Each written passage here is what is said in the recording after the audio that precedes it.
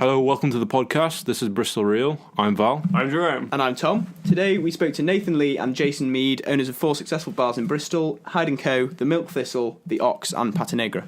Val and I had been to one of these bars before, the Milk Thistle, and we were incredibly impressed by what we had seen there. There's a lot of soul behind these things. So we just had to find out who was behind these. So what we ended up doing was we found out that there's actually just these 2 guys that were behind setting up these, along with their staff, obviously. But we got them onto the show, and we ended up talking about how they set their business up, how they met, what their aspirations for the business are, how they feel about the entire thing, and their place in Bristolian culture. And it's a really interesting one. Hope you enjoy.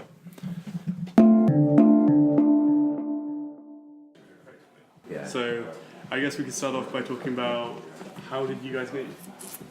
Well, Jay and I have been friends for about between 15 and 20, must be 17 years, and just met socially, but we had sort of very similar sort of outlook, I suppose, and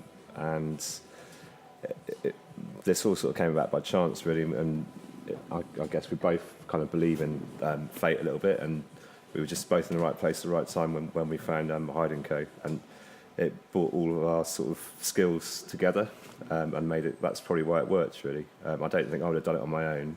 I don't think you'd have done it on your own. So it was kind of. Definitely not. Yeah. We never had a long game. It was just something we were interested in. And it was almost as much design as well. You know, being able to get your hands on something, design it. You know, put your own stamp on it and just get it out there, really. And it started and it took on a life of its own. And you know, after a few months, we were kind of thinking, right, we're not good enough to be working in here anymore. We need to get some proper bartenders and look for something else to do. So then the Milk Thistle came along. Yeah. So you guys tried your hand at bartending a bit. Originally, you didn't really have any training bartenders. in it at any point. Well, obviously, my background is kind of is catering and Okay. the hospitality industry. So that's kind of what I brought to the table.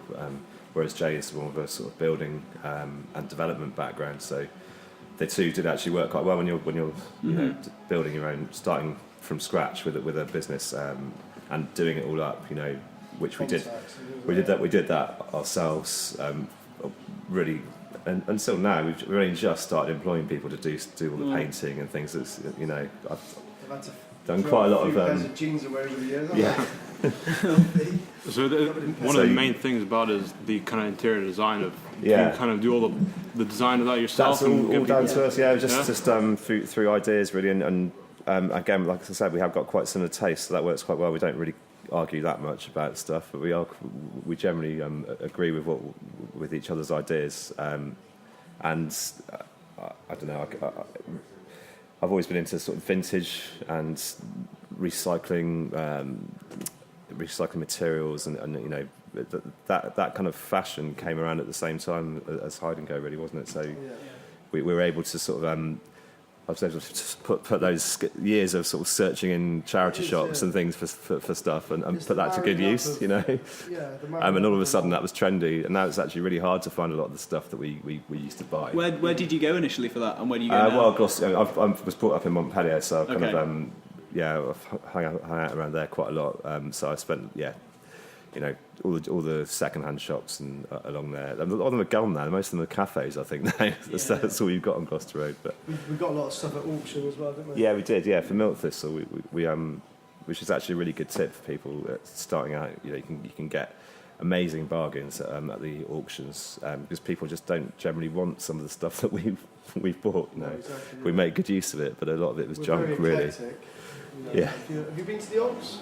I've not personally. No, I know where it is though. It's an old city, isn't it? It's literally just up the road, yeah.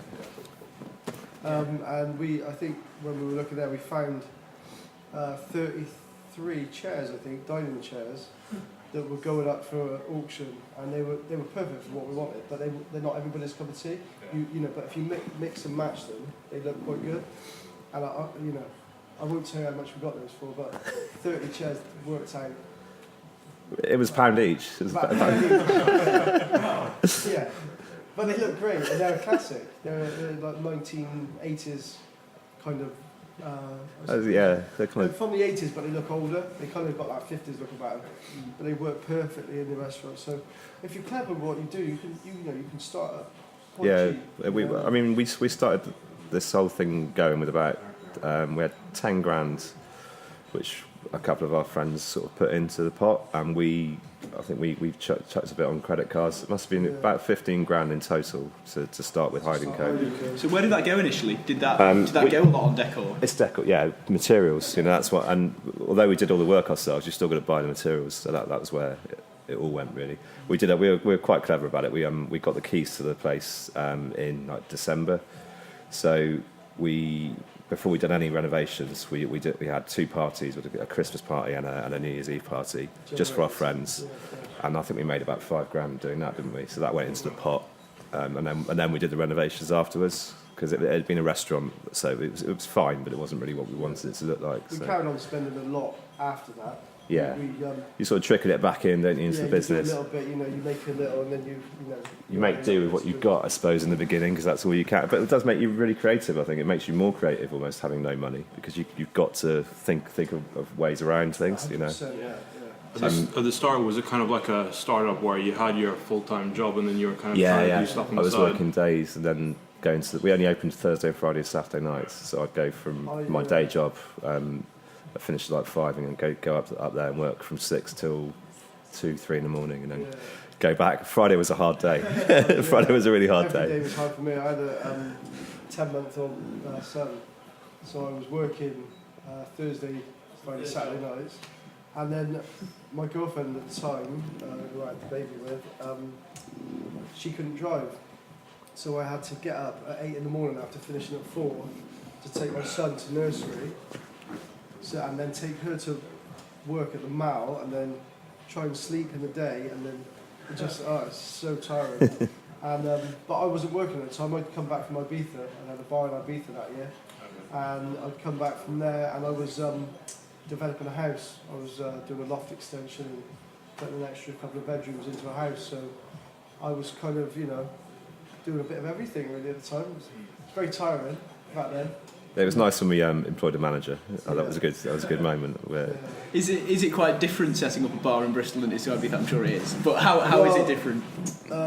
Firstly, the leases in this country were quite lucky. I mean, it's all part of the EU, obviously. But in this country, you know what you're dealing with. You're speaking the same language. Ibiza's more of a seasonal thing. So what they want to do is they want to tie you into a really expensive 1-year lease. For instance, I think the bar was you're basically trading over 3 months. So they wanted. I think I paid €21,000 for a 3-month lease. Because you have the year, but you can't actually trade. You can't trade over a year. There's no one there, so already you're straight in with a lot of debt. Whereas in this country, everything's longer, so you can negotiate a really good long lease, get some good terms, and you're not on the back foot straight away like you are in Europe. And obviously, it's a completely different demographic in this country as well. Something like, we got that up within how many months was it popular? Like 3 months. Hyde Co was popular after then. To get something like that in Ibiza, you'd have to really get in there for a few years and get the locals rather than the tourists. So after a year, I kind of thought, this is not me. Come back, and Nathan approached me with that. So it was good. It was serendipity. It was, yeah. But the leases, it's interesting you mentioned about that. But leases, that's also been a reason why we were able to do this. Is that at the time in the recession, leases were quite low. I mean, so you could negotiate really well. Landlords wanted people in their premises, so we were able to do really good deals, really. On all our places, really. And it's only just now that that's sort of come to an end. And you won't find a lease like we've got for Milk Thistle, for instance, on the table anymore. They're just not around. And I think we the last couple of things we've negotiated, we thought, cool, that's quite steep. And then the next thing that's come along has been more.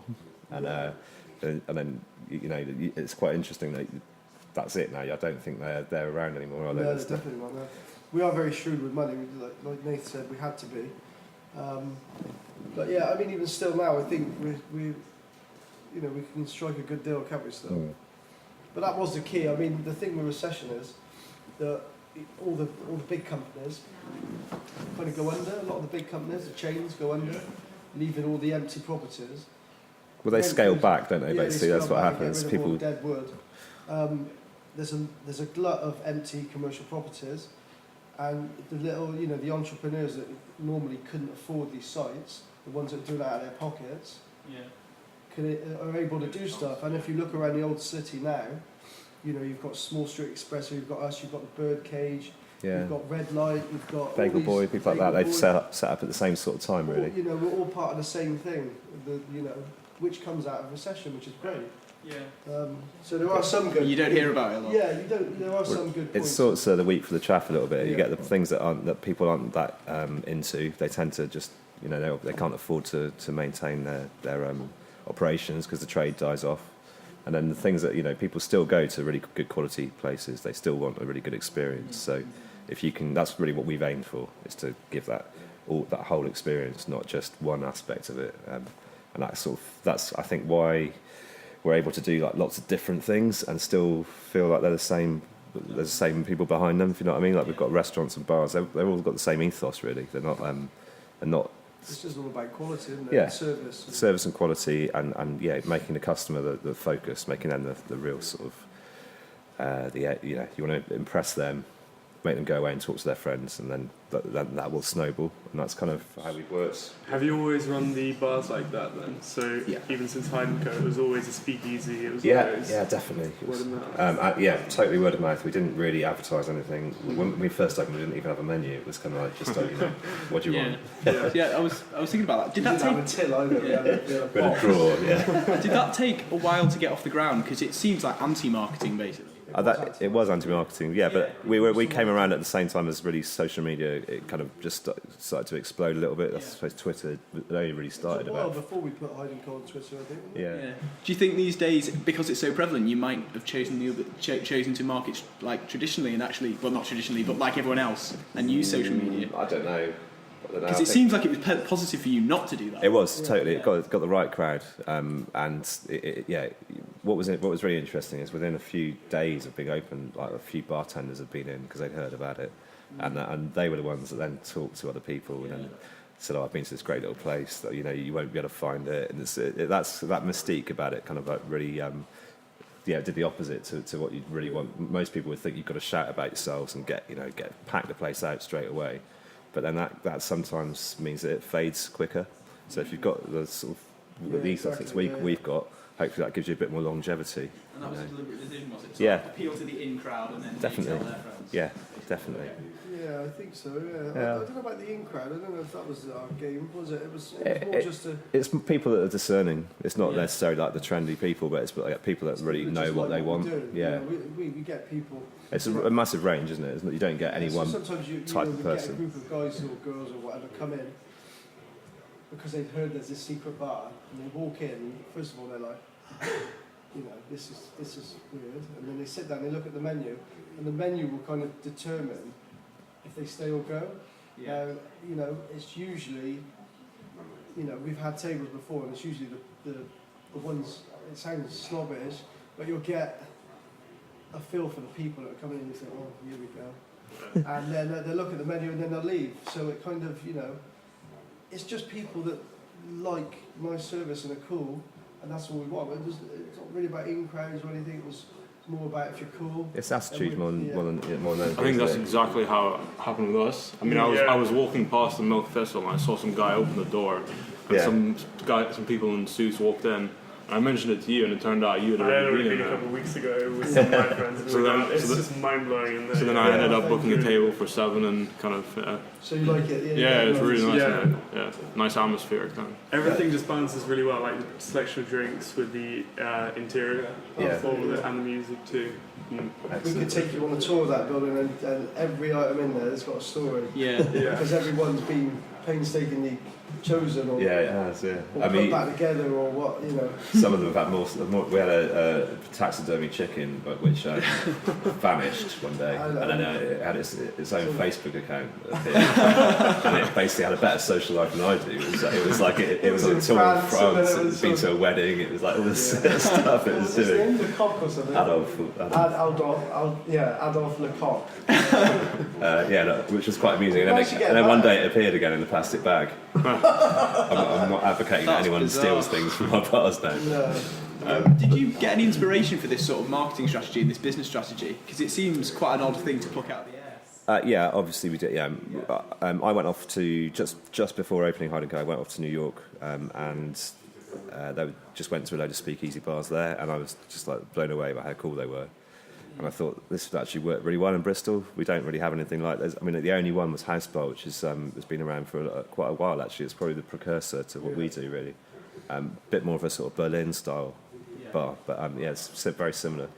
And so on coming back, that was in my mind, and then just happened to sort of meet this taxi driver who had a restaurant which was failing. And we were talking about restaurants, and they're like, "Well, why don't you come and have a look at this?" And so had a look at it, realised that it was perfect for a speakeasy. Contacted Jay, let's do something, and I think it just sort of came together then. Really, that was it. We already had it in our minds. Bristol's a very funny place. You can open and close within a year, and being a little bit older as well, and having travelled around the UK, going to the 90s, going to a lot of cool bars in Birmingham and Manchester and Liverpool and all that sort of thing. I realised that if you've got a strong door policy, where you kind of like keep out, if you don't make it a fad, if something opens in a shower of glory, getting everyone in, giving them free drinks, they tend to close quite quick. So we wanted a really strong door policy, and I think our concept gave it that. Like you said, longevity, that is what we wanted, and I think you need to slow burn at the start. Yeah. Totally. And then that will give you that, So that was in our minds as well. Definitely, yeah. And I always wanted as well, which kind of tied into that, I always wanted a little tapas bar, but really like dimly lit, tango lights maybe, really good food, gins, that sort of thing. And it kind of tied in with that as well. Yeah, Hyde was good, wasn't it, at the time? It was a little bit different when we worked behind the bar. It was a little bit more, what's the word for it, Dave? It was. No, we were professional, but it was a bit looser, I suppose. We weren't quite as strict as we are on the door now. Like we were a bit more relaxed, I think. And then when we employed other people, we realised it's quite nice to let them set that tone. Like, I think we had a bit of standing, didn't we, initially? But then that sort of moved away, and it became much more sort of table service orientated. Although we did do that at the beginning, but it's sort of just evolved a little bit and into what it is now. And I think that sort of suits it, doesn't it? We realised that. Milk Thistle was always basically the concept hasn't changed since we started. That was exactly how we had to. Funnily enough, like the idea, the concept suited the building, and the council weren't going to give us a licence for it until we went to a hearing and we explained what we were doing, and then that sort of won them over, and they actually, I think the next hearing that we had was for the Ox, and we got the same policeman there, and he said that these guys have done, what they did with that building's fantastic. That's exactly what we want the city centre to evolve into. It's more grown up basically. It's not a sort of vertical drinking kind of pack them in kind of place. It's much more. It's much more in line with the kind of European style. Councillors didn't understand at all. Councillors didn't, because they were very Bristolian, like classic, 60-year-olds. They had no idea just thought another bar opening in the centre is just going to be a problem. Yeah. That's how they look at it, and I think the Milk Thistle has been a catalyst for other places. So it's just been good for the centre, really. I think the old city. Yeah, definitely. We're I think we're part of the solution, really. If you want to sort of make an area more family friendly and change, that's the kind of thing that we should be doing. Not cheap drinks and stacked to the rafters kind of places. Place for cheap drinks, isn't it? No, it's true though, isn't it? We don't want that. I think the city centre's changed a lot in the last 5 years. As well, like on the continent. I mean, I've people eating and drinking outside and stuff. Downstairs in Pata Negra on a Saturday night, it's just a nice environment now. A few years ago, I wouldn't dream of bringing him onto Corn Street. So Corn Street's changing massively as well. Again, the councillors didn't think it would. The police said it wouldn't change, and we were like, no, this part of this town is going to change. And it is, isn't it? Yeah, it is definitely. So you're trying to target more Bristol residents rather than the students, because it's quite a lot. Yeah, I don't think the students are necessarily our sort of target, but like Jay said earlier, we don't really sort of have any demographic really. It's just like people that like nice food, nice drinks, good service, that kind of thing. So we always try and put some heart into what we do. It's not, we wouldn't ever take the easy option. I think we always try and research and even you can kind of tell this from our menus and things that they're not your standard. We wouldn't have Smirnoff, as our vodka in the bar, for instance. Although it's good value to do that. You can get a cheap, even though and you're making cocktails, and so it probably wouldn't matter that much because actually your spirit is the base spirit for a standard cocktail will get lost behind all the other flavours. So which is quite So, but we wouldn't do that out of principle. We would, it's something we pour with Kettle One because that's, you can taste. It's more of an artisan product, and if I don't want someone to see us pouring with a bottle of Smirnoff. So you guys choose all the drinks yourselves, or? No, initially, we set the tone definitely, but the guys that work for us that run all the bars, they have quite a lot of freedom, creative freedom. They set down everything we want at the start and then give them free rein. Otherwise, you've got to give them their creativity, otherwise they just get bored. So with the Ox in this place, we definitely put all the concept together. It's about having the right people working for you as well. They're talented guys. A lot of them have gone on. We've had a lot of people work for us since we started, and some of them have gone on to work in quite big jobs in London, and which is a shame because you don't want to lose good people. But good luck to them. Matt, who ran the Milk Thistle when we first opened, went to work for Calais, which was the best bar in the UK, wasn't it? Or actually, I think it was voted the best bar in the world. Somebody voted it as best. Yeah.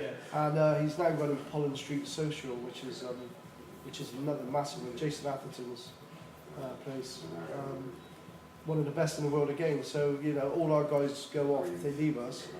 I think what was his name, Dave, and Sam Kershaw went off to Babington House, and somebody else went off to the Hawksmoor. Yeah. And really, really good places. So and we're trying to sort of give them an alternative in Bristol though, because in the old days you had to leave. But if you wanted to further your career as a bartender, you couldn't really do it here. And I think now there's much more scope for doing that. And hopefully that's almost why we've continued to grow as well, because we've had such a strong workforce. And you see them leaving to go into London, you think actually maybe we can just open another thing and give that person a job that would suit them rather than having to leave. So. And you're up for the GQ award, aren't you? Yeah. So that might help. Bit of a surprise. Yeah, it was not. Well, we've had quite a few sort of nominations for various things over the years, haven't we? And it always surprises us. We go up to London quite a bit just to sort of keep our ear to the ground. Go up and just go to the sort of trend, the current favourite bars that people have, and we're quite surprised normally that people know about us when we talk to them, and they, most of the bartenders up there are pretty sort of clued in, aren't they? Yeah, definitely, Hyde Co was up for the best new bar in the UK in its first year in London, up against Nightjar and a couple of other big names there. We didn't win, but it's good to be nominated. Best bar in the UK is amazing. Yeah, it was, and then Milk Thistle. Well, we've been in the Observer Food Monthly, the annual awards that they do several times, haven't we? Now, I think that all of them, Hyde Co, Milk Thistle, and the Ox have been in them. This weekend. Yeah. We're in the Nationals. Before. I don't know. House Bar maybe had been. House Bar, it's got a heritage. But I think nationally, our company is probably the first company in Bristol to be sort of known nationally. Cocktail-wise, maybe. Yeah. And even the Ox, we get people coming from London to go to the Ox, because it's been in the Times or. The Times and the Guardian, right? Yeah, it's quite. I suppose there's quite a connection between London and Bristol, isn't there? There's a lot of business done both ways, and it's when people do come here to do, they'll look us up basically, so which is good, Yeah, it's good. Nice to get some recognition. Do you think you have a bit of a secret ingredient? Do you think it is your marketing strategy? Or do you think it's me? Of course, yeah. Because obviously a lot of bars try and a lot of them fail and they don't get the same level of success that you have. I think it's probably part of the success is myself and Nathan. We do have a really, really similar mindset, don't we? Yeah. We like exactly the same things. We very rarely fall out about stuff.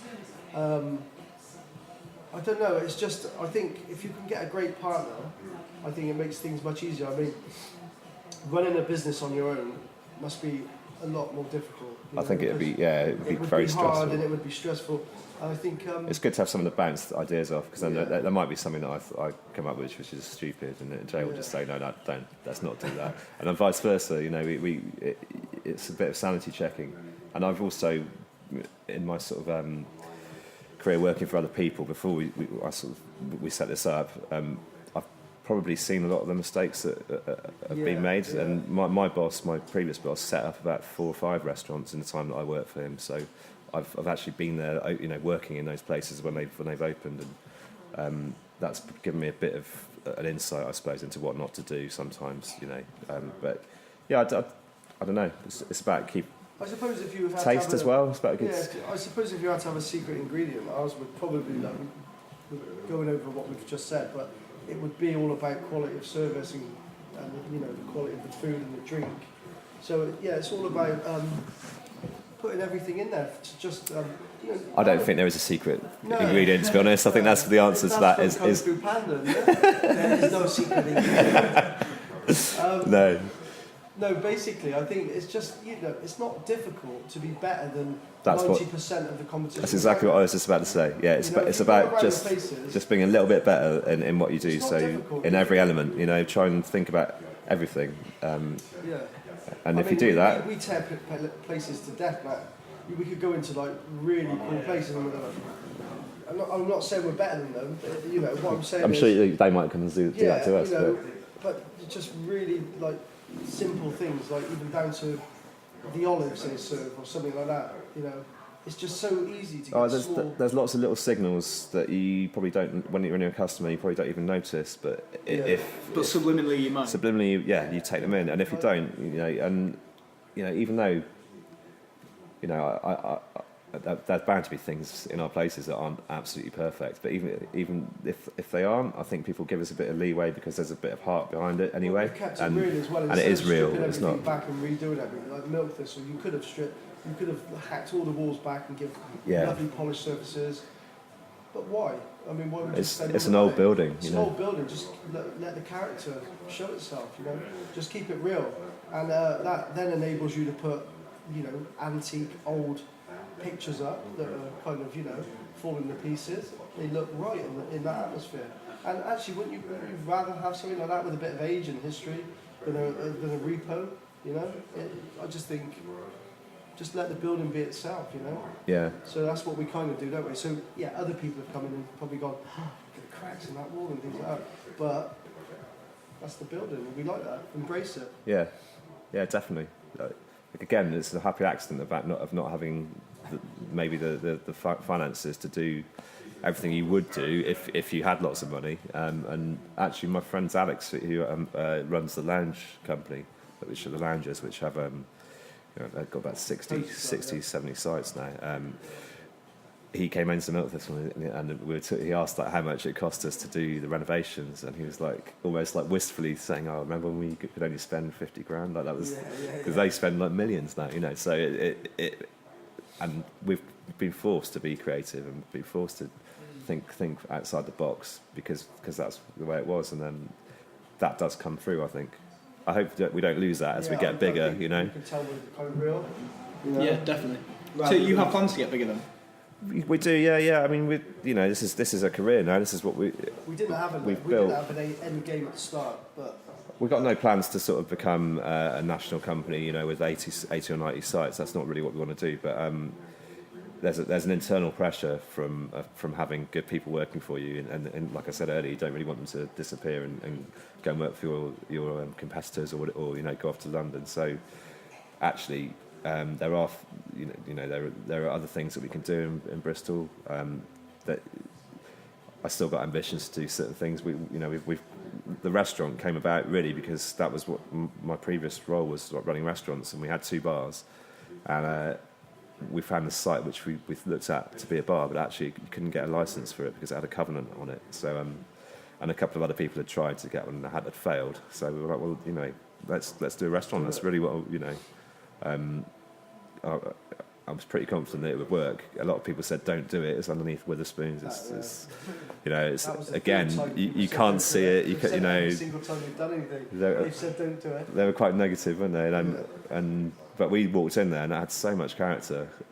You know, the lights and everything that are in there, which are beautiful. French, sort of almost they're 30s style, but they're gorgeous. Well, and they were still there, like, you know. And I was like, this is perfect for a steak restaurant. It's almost like the fact that it's dark, it hasn't got any light. It works for you. You know, you feel like you could go in there and hide for the afternoon. If you went on Friday lunch and didn't go back to the office, no one was going to find you, basically. So that was the sort of vibe, wasn't it? So yeah, I suppose part of what's going to make it difficult for us to grow is because we do like specific sites.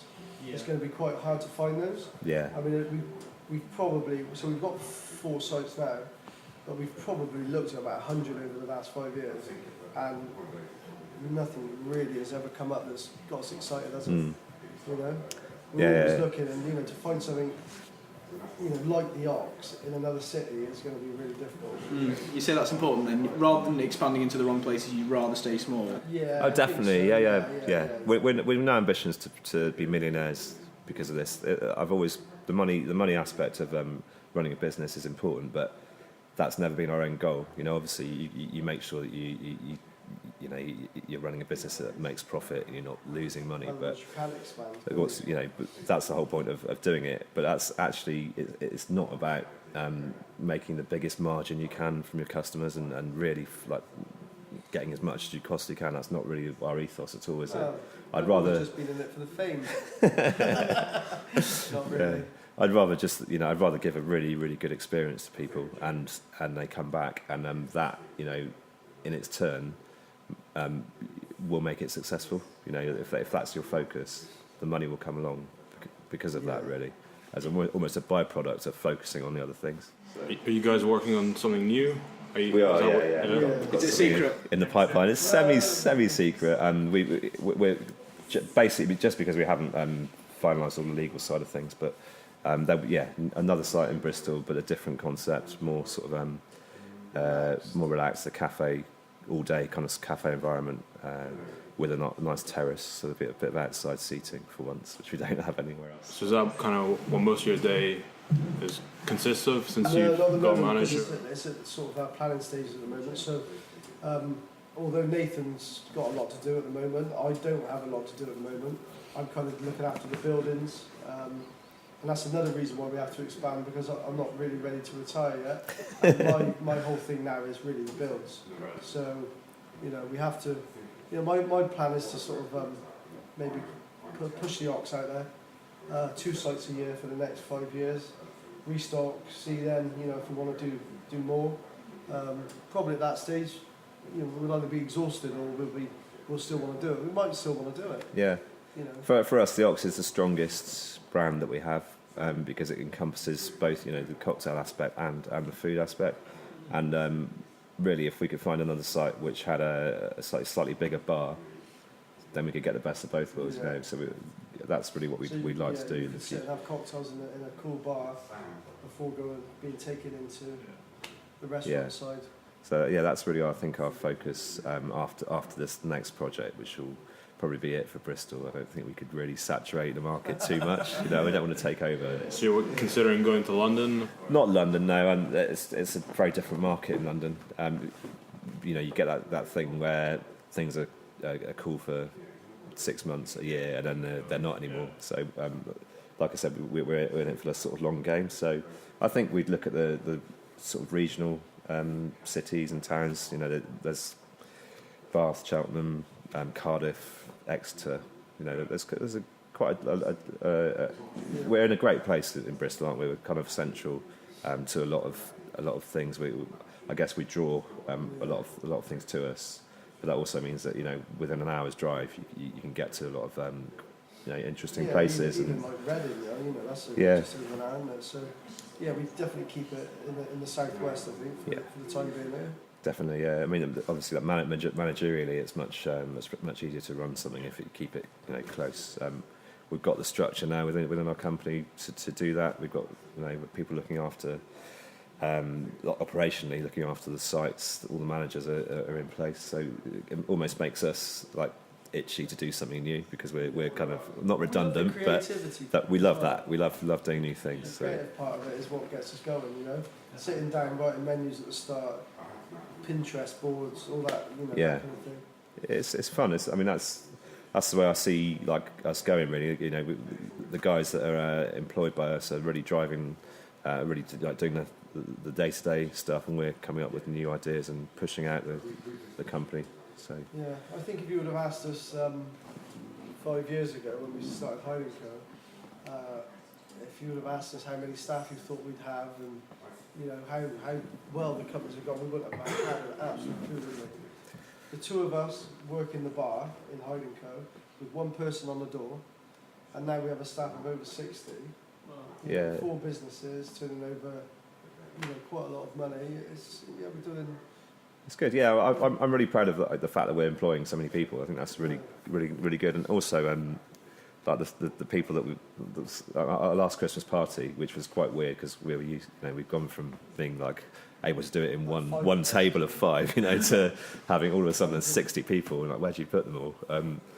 But it was really nice that a couple of guys came up to me and said, "I really love the fact you've given us an opportunity." We've had a guy, BJ, who was completely he was unemployed. He came to us through a scheme to get people like back into work and kind of confident. He was coming part time. He's now working for us full time. He's come out of his shell. He was like really shy, wasn't he? He wouldn't say boo to a goose at all. Couldn't even speak to us. He just got his head down. Now you can see him blossoming. It's really nice,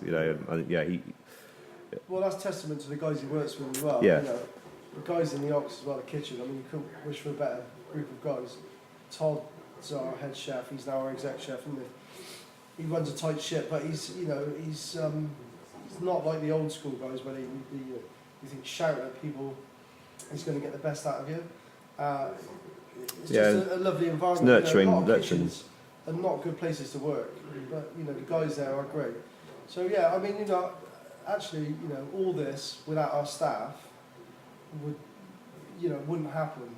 We wouldn't be where we are. Our staff are great.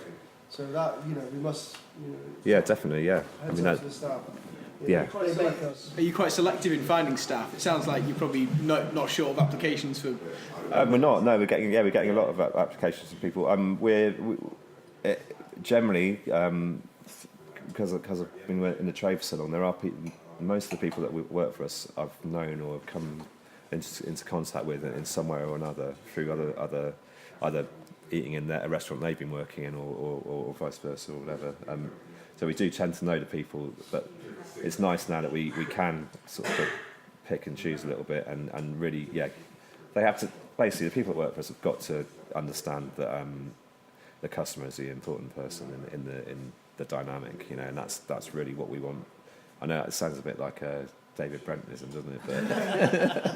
But we obviously want gregarious and fun people. But I always annoys me when I go into places and you go into a bar and you won't get served because there's the guys by the bar are chatting to each other and with their back to you or whatever. That kind of thing. I can't stand that.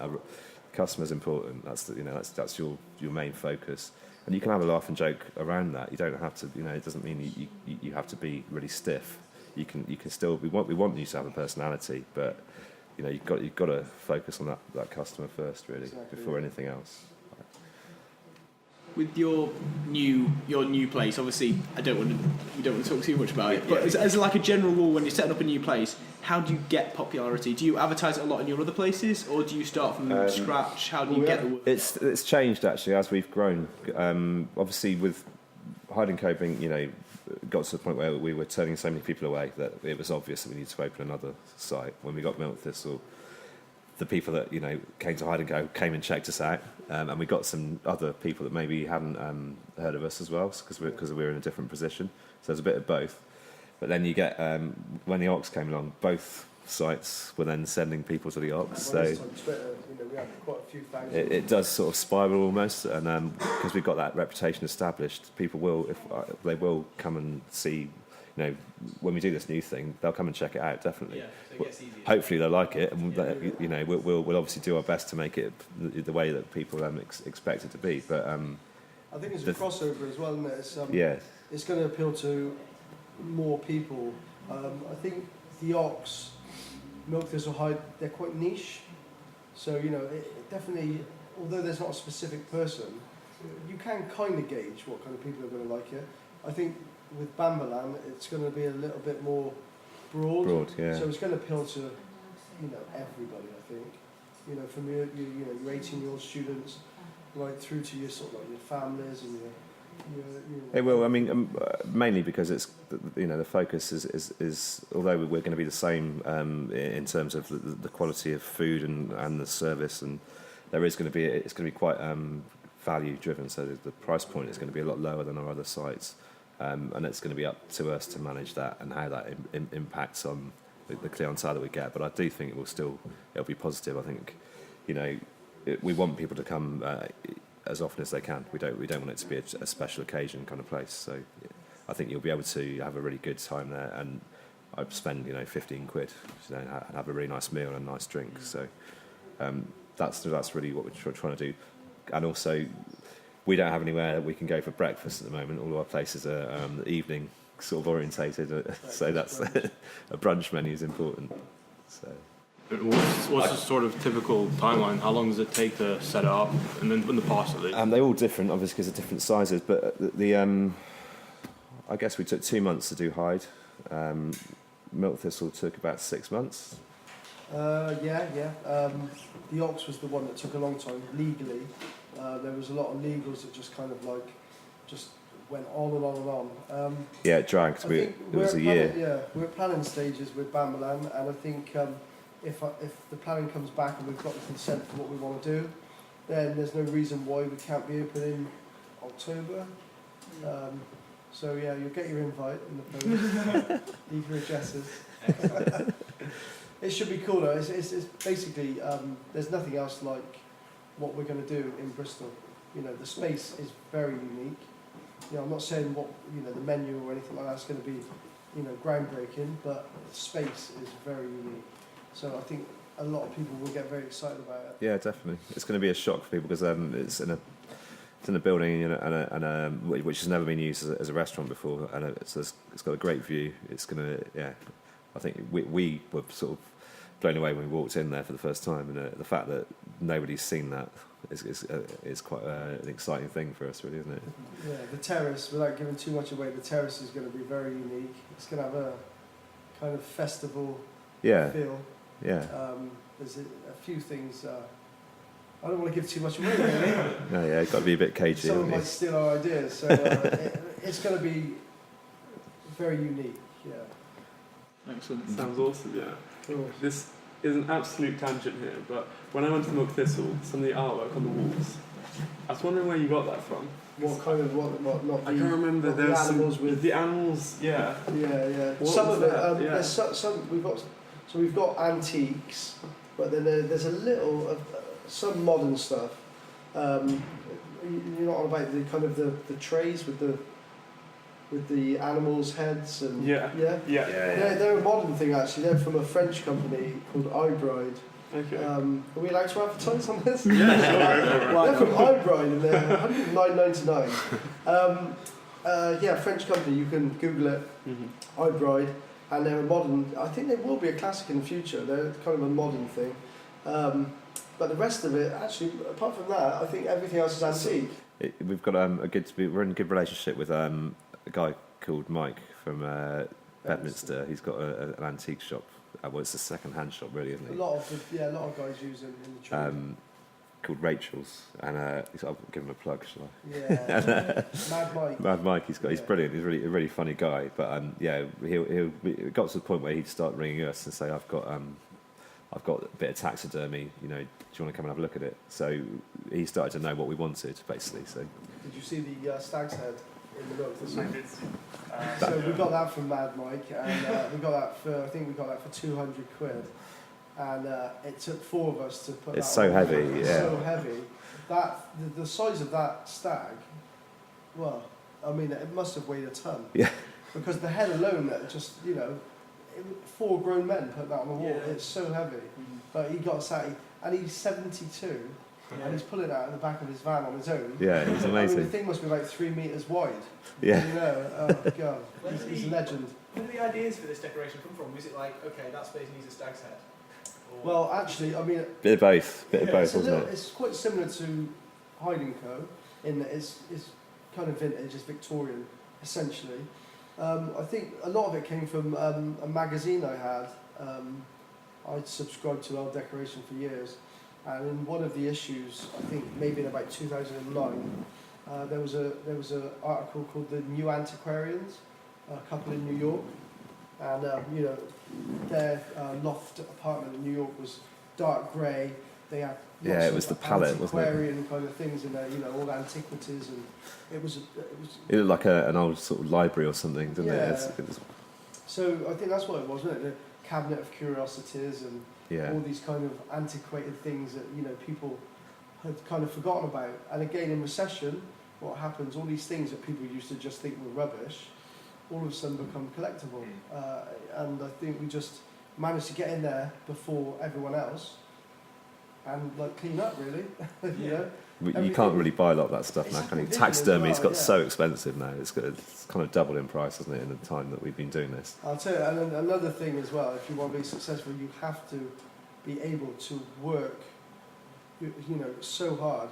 I mean, you know, you forget about all the things we've carried and the things we've done in the business. I mean, in the Milk Thistle, there were 4 of us carrying a commercial cooker right to the top floor, and the thing weighed a ton. It was so heavy. That's true, We yeah. got stuck. Right, I was at the bottom. We got stuck with it, and we couldn't get it through. Nathan was at the top saying, "Push, push." I've got a ton of weight here. I had bruises on my legs, bruises on my arms. How we got the thing up there, I'll never know. We had to like break part of the balustrade. You know, and that was just one day. Then there was a piano. Was another day carrying that in. It's just like, you know, you have to be prepared to Roll your sleeves up a bit, yeah, definitely. and really, really, you know, when you haven't got the money, you can't pay people to do it. Now you can. No, I don't know. I think I quite like the fact we still do all that stuff. Yeah, I don't. I'm too old now. I'm 45. I need to start relaxing a little bit with carrying heavy pianos and Yeah. stuff like that. It's good to set an example to your staff as well. I Yeah. think. It's Oh, good yeah, to we're definitely show not you fighting about still get hands. your hands dirty. I've always if I'm not willing to do something, I won't ask anyone else to do it. Basically, Yeah, yeah. so No, we've definitely worked really hard, you know, up to really the Ox, you know. This one, it was more kind of, you know, overlooking trades and things like that. This one was the first one. it's the first time we haven't done all the We painting. haven't done the whole lot. So, you know, this one was in some ways a lot easier, you know, mentally a little bit more difficult, but yeah, all good. You get most of your furniture and things from people like Mad Max around. Mad Mike, yeah. Yeah, but it's That's hard different to import furniture, from- Mad Max. Export from Australia, that's the trouble. Mad Max over there. Yeah, we do. Yeah, we still go to the auctions occasionally. A lot of stuff comes from eBay. You know, I can't. Yeah, there's a guy that delivers parcels to the Ox, and he calls me the eBay king because I kind of get something Nathan almost is every day. obsessed with eBay. I can't help it, but you know, it's. Tell them about the cake stand. Do I really want to talk about that? I bought a cake stand. What I thought was a cake stand on eBay because it So the size there of a were small no bird cage. there were no dimensions. It was to go on the bar. You know, 3-tiered tray with a nice brass sort of ornate sort of stand. And when it arrived, I got a phone call from someone at the Ox. You better come come and have a look at this. Basically got there and it had arrived and it was basically like man-sized. You could get inside it if you wanted to. It's 7 foot tall and about... And I hadn't checked the dimensions. I just got, and there was no scale. It was just a picture. I was like, oh. You should look out for these things. I managed to take it apart and put it in the basement of Pata Negra, but I'm still trying to find a home for it. So if anyone wants a life-sized cake stand, and yeah, but that's now I check the dimensions all the time, so I won't make that mistake. I'm sure there's a few other ones like that as well. Yeah, we don't want to keep you too long. No, that's cool. Do you have any words of wisdom for people who want to set up, not necessarily bars, but any sort of small business? Definitely. I think something I've taken from this is to learn what you can on other people's time. I came into this having about 15 years of working in restaurants and bars for other people and opening things, and so it wasn't that daunting to do it for the first time on my own.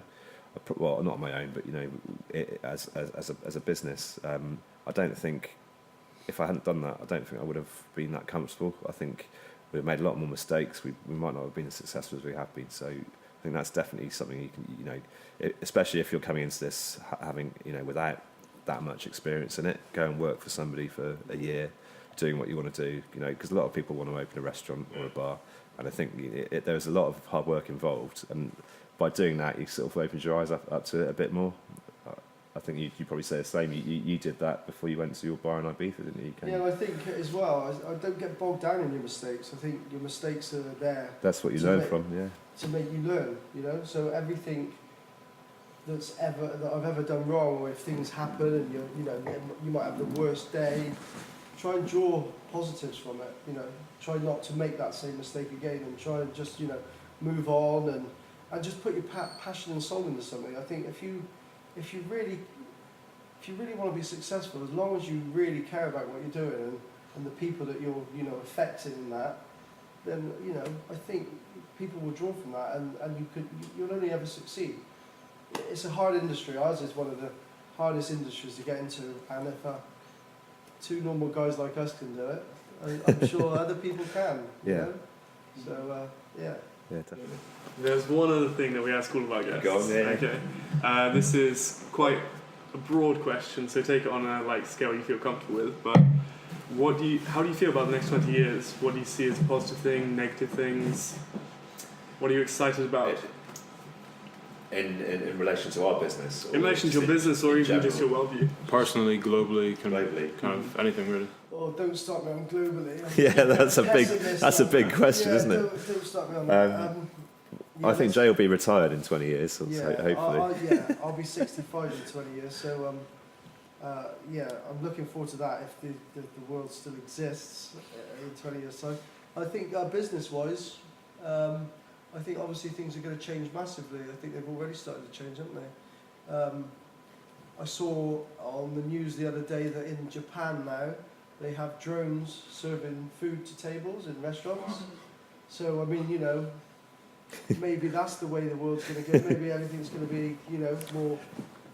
I don't know. Robots might take it. I don't know. I think for our businesses, actually, we're like we said earlier, the anti-marketing thing. We're actually the opposite. We're not really technology driven. We're actually the antithesis. We're taking time about creating something with our hands. We're kind of people are seeking out that because it is so easy to get things.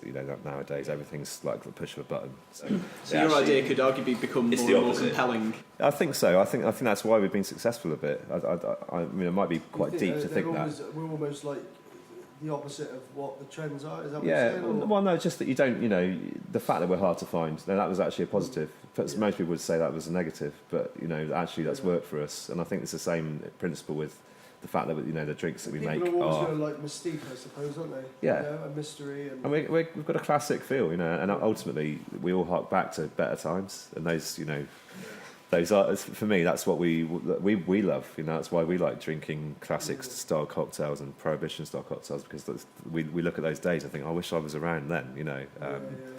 When things were different, things were simpler, and I think people maybe yearn after that a little bit. We can give them a little taste of that, and that's a good thing for me. Yeah. And then the flip side of the question is, what are you most worried about looking into the future? Worried? I don't think I get caught up looking too far into the future. Otherwise, you'd get very depressed, wouldn't you? I think, I think 5 years for us is long enough. I think hopefully we can build our business. I don't really sit around thinking too many negative thoughts. No, I don't. Everything's I think change. that's something. It's obviously you've got to plan for the future, and you've got to be aware of what's going that's on. A whole debate on its own, isn't it? But I don't think you can be too pessimistic about things because you could get tied up in all different kinds of things. If you really look too deeply into like politics and the world and globalization and capitalism and all these kind of things, then you know. Ultimately, we might want to drop out and go live in Goa. Or something, we started this in a recession, in a business that we shouldn't necessarily have succeeded in because of the lots of things that people are saying don't do. So I don't think we would.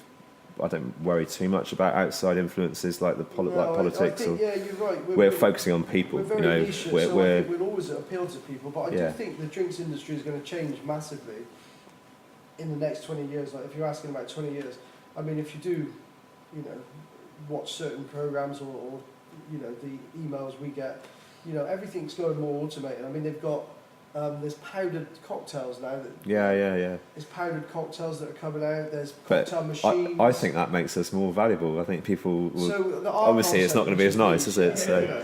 I mean, it's the big bars that are going to take these kind of things on and probably do quite well out of them. Yeah. But we'll always be the kind of little niche places that people want to get away from that.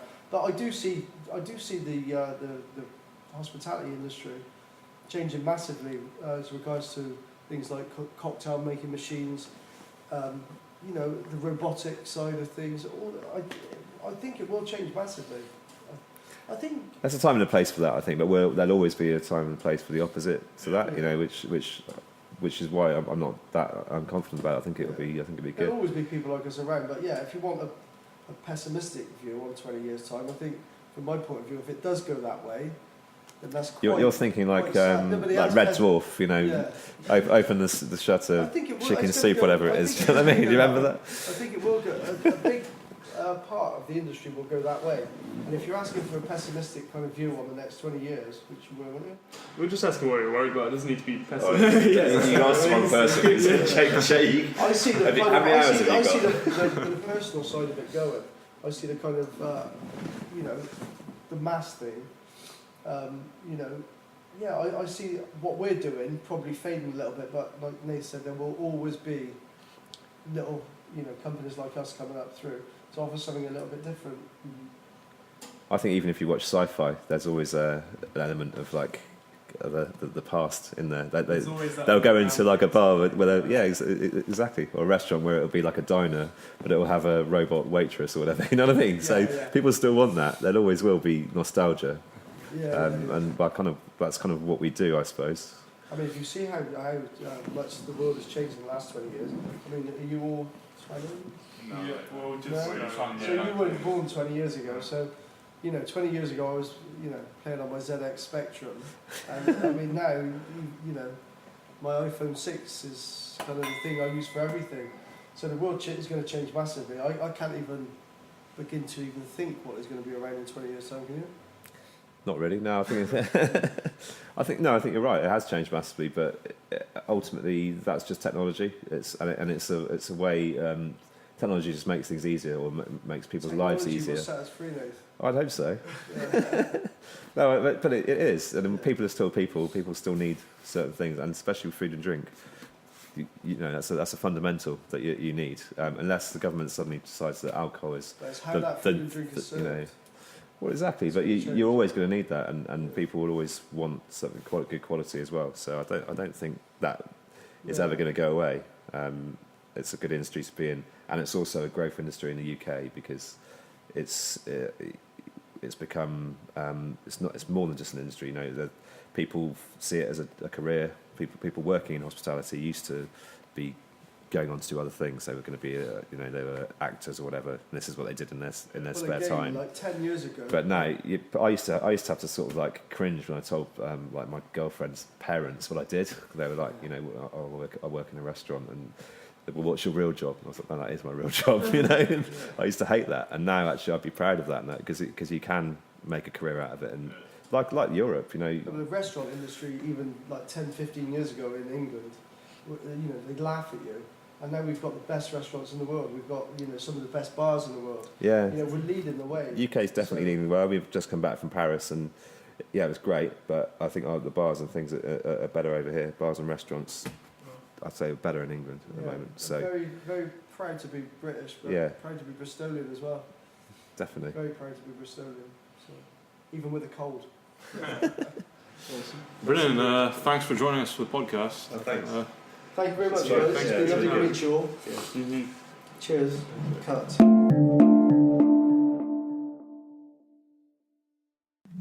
Hey, thanks for listening to the podcast. We really enjoyed making this episode. So a big thank you to Nathan and Jason for joining us on the podcast. We actually recorded it in their offices in their latest venture, the Pata Negra, which is this really lovely tapas bar on Corn Street. As was mentioned earlier on in the podcast, they also own Hyde Co, the Milk Thistle, and the Ox. I've personally only been to the Milk Thistle, and it really is an amazing place and building with such a cool atmosphere. So I definitely recommend it. But yeah, if you want to follow them on Twitter, they're at Nathan_Hyde_Lee and at Jason_Hyde_Mead. Also, please remember to subscribe to Bristol Real on iTunes, and you can follow us on Twitter at Bristol_Real. And of course, find us on Facebook by searching for Bristol Real. But yeah, hope you enjoyed the episode, and we'll see you next week.